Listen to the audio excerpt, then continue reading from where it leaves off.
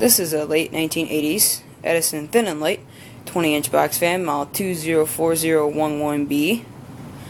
Picked this fan up from a thrift store for $4. It was well worth it.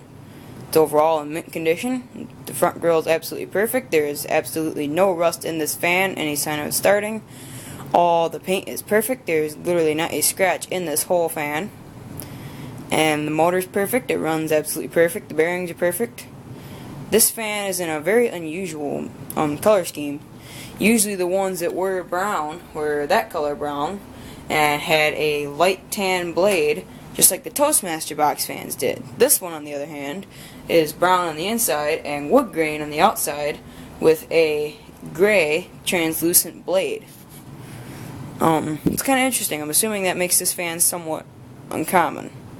Also, the front grille is like really thick, so I can see why it's complete. It's very thick and made of flexible plastic. That's most likely why it's still complete and has no missing slats. So yeah, this thing's a pretty cool fan. In the summertime, it does see a lot of use in my bedroom window upstairs here at my aunt's house. So it is a used fan. Anyway, that's it for this video. So as usual, thank you guys for watching, and I hope all you guys enjoyed.